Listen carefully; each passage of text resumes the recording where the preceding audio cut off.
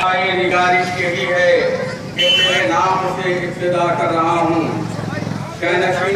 फरमा अली जनाब मोहम्मद फहीमुद्दीन साहब, डिप्टी मेयर निजामाबाद मस्जिद इत्तेहाद मुस्लिमीन, बिरादरान मुजाहिद अली खान साहब, कॉर्पोरेटर हैदराबाद मस्जिद इत्तेहाद मुस्लिमीन, फरमा माहिर मस्जिद नांदेड़ के कॉर्पोरेटर, बुजुर्गान मिल्लत, हम अपने साथियों, अजीज नौनिहालों, घरों में बैठकर सुनने वाली पर्दानशीन मेरी मार बहनों, अस्सलाम वालेकुम रहमतुल्लाहि व बरकातुहू।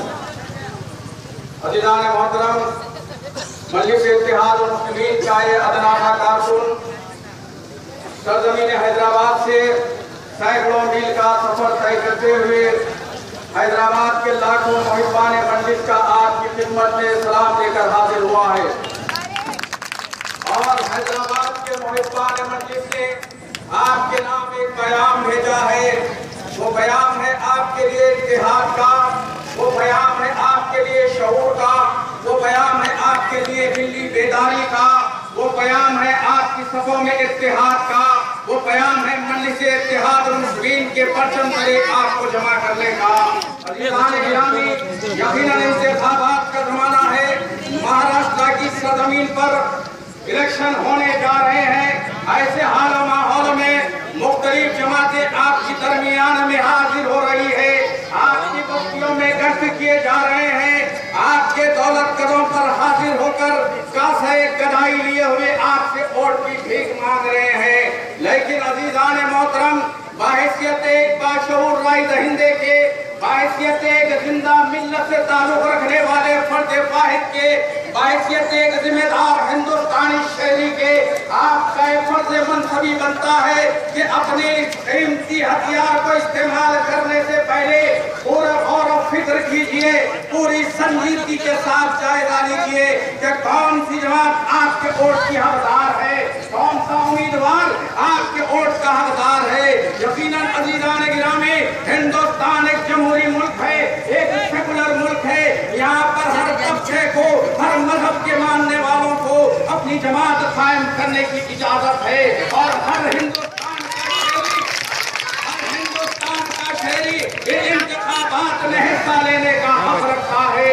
लेकिन अजीज़ान मोहतरम, हिंदुस्तान की आज़ादी से लेकर आज तक अगर हम जायजा लेते हैं इन तमाम जमातों का, चाहे वो सेकुलरिज्म के नाम पर कायम होने वाली जमातें हो या फिर फिरका परस्ती का प्रचार करने वाली भारतीय जनता पार्टी या शिवसेना हो, चाहे वो एनसीपी हो या कांग्रेस हो, चाहे हाथी को लेकर आने वाली बीएसपी हो, इन तमाम जमातों का जब हम जायजा लेते हैं तो ये बात हमारे सामने आती है कि लोग इफ्तिदार के लिए हमारी गलियों में फिरते हैं, हमारे दौलत कदम पर हाजिर होते हैं, हमारे को सब्ज बाग दिखाए जाते हैं, हथेली में जन्नत बताई जाती है, और जब हमसे वोट ले लेते हैं और इफ्तिदार की मंजिलों पर पहुंचते हैं तो फिर इस गरीब अवाम को पूछने वाला कोई नहीं होता।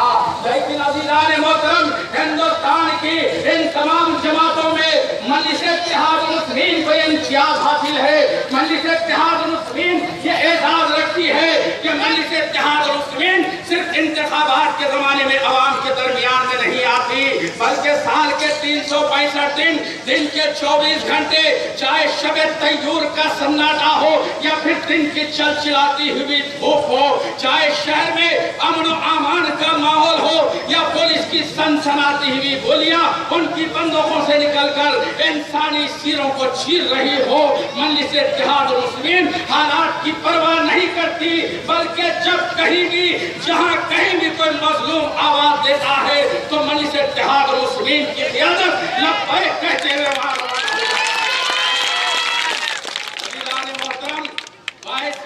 मजलिस इत्तेहाद मुस्लिमीन के कारकुन मेरे जज्बात नहीं है, बल्कि आज का दौर इलेक्ट्रॉनिक मीडिया का दौर है, आज का दौर इंटरनेट का दौर है। मेरा एक मासूम भाई अपने 4 इंच के सेल फोन के स्क्रीन पर बैठकर इंटरनेट, यूट्यूब, फेसबुक, व्हाट्सएप के जरिए जायजा लेता है और देखता है कि मजलिस इत्तेहादुल मुस्लिमीन की क़ियादत जिसके अरकान असम्बली हैदराबाद से मुंतखब होते हैं, जिसके रुकने पार्लियामेंट मेरे और आपके सदर नखीब मिल्लत बैरिस्टर असदुद्दीन अवैसी हैदराबाद से मुंतखब होते हैं। लेकिन अज़ीज़ान गिरामी, ये क़ियादत सिर्फ हैदराबाद के मुसलमानों की नुमाइंदगी नहीं करती, बल्कि कश्मीर से लेकर कन्याकुमारी तक, आसाम से लेकर बंगाल तक, जब कहीं भी मुसलमानों पर कहीं जुल्म होता है, मेरी माँ बहनों की असमतों के साथ खेला जाता है, मेरी इबादतों के साथ में खिलवाड़ किया जाता है, मेरी शरीयत की बात आती है, मेरे नौजवानों को जब कहीं जेल की सलाखों में बंद किया जाता है, मेरे नौनिहालों के मुस्तकबिल की जहां कहीं बात आती है, मेरी और आपकी जाने अजीज शरीयत के तहफ़्फ़ुज़ का जब मसला आता है, तो मजलिस इत्तेहादुल मुस्लिमीन सीना फुबर हो जाता है। यही बात है अज़ीज़ान गिरामी कि आज हमको रोकने की कोशिश की जाती है, मजलिस इत्तेहादुल मुस्लिमीन के बढ़ते हुए कदमों को रोकने की कोशिश की जाती है। लेकिन मैं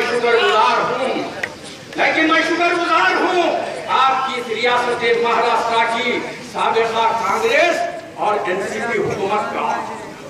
मैं शुक्रगुजार हूँ महाराष्ट्र की 72 पुलिस का कि उन्होंने मजलिस कायदीन के शहरों में दाखिले पे पाबंदी लगाकर, मजलिस इत्तेहादुल मुस्लिमीन के जलसों को बैन करके, मजलिस कायदीन की जुबान पर पाबंदी लगा के वो काम अंजाम दिया कि हम हजारों जलसों से वो काम नहीं कर सकते।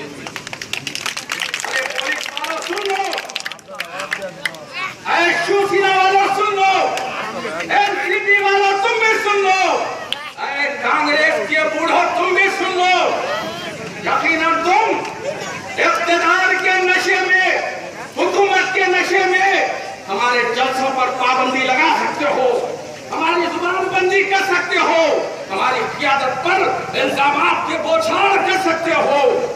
लेकिन याद रखो, ये मेरी जो आवाम है, ये जो नांदेड़ के 72 नौजवान है, इनके सीनों से मजलिस इत्तेहादुल मुस्लिमीन की मोहब्बत को नहीं निकाल सकते। क्या बात है।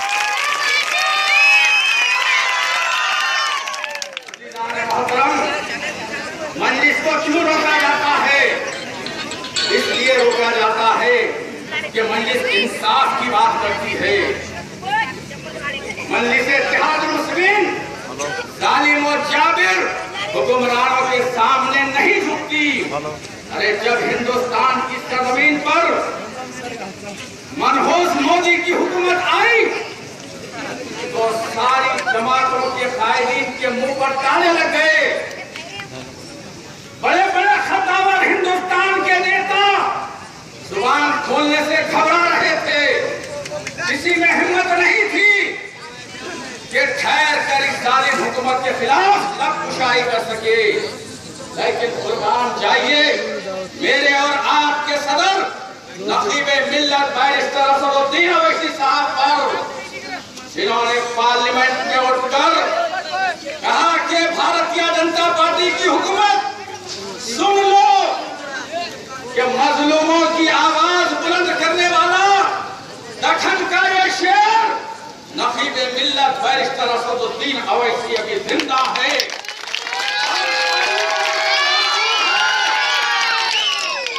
क्या कहा था पहली तकरीर में नकीब मिल्लत ने कि मैं एहसान जाफरी के बेटे की हैसियत से तुम्हारे सामने खड़ा हूं। मैं पादरी, मैं बॉम्बे की सरजमीन की वो शहीद, मेरी बहन इशरत जहां के भाई की हैसियत से ठहरा हूं। मैं पूना के शहीद मोहसिन शेख के चचा की हैसियत से पार्लियामेंट में ठहरा हूं। मैं गुजरात के मजलूम बेआवाज मुसलमानों की आवाज बनकर पार्लियामेंट में ठहरा हूं।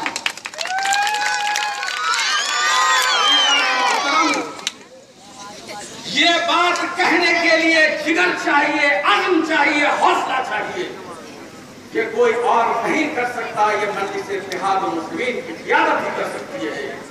और आप जानते हैं कि इसी नांदेड़ में मजलिस इत्तेहाद मुस्लिमीन ने अपनी बल्दिया इलेक्शन में कामयाबी के बाद मजलिस इत्तेहाद मुस्लिमीन के हमारे 13 कॉर्पोरेटर शब रोज आपकी खिदमत में लगे हुए हैं। और यहाँ पर एक उर्दू घर का प्रोग्राम भी चल रहा है। इंशाअल्लाह अज़ीज आपका साथ रहेगा। मजलिस इत्तेहाद मुस्लिमीन को आप मजबूत करेंगे और जब मजलिस इत्तेहाद मुस्लिमीन के बेदार मगज़ सदर नक़ीब मिल्लत बैरिस्टर असदुद्दीन अवैसी साहब ने एक नौजवान बहादुर जोशीले और शेर दिल उम्मीदवार को जो आपके दरमियान में लाया है, जिसका नाम सैयद मोइन है,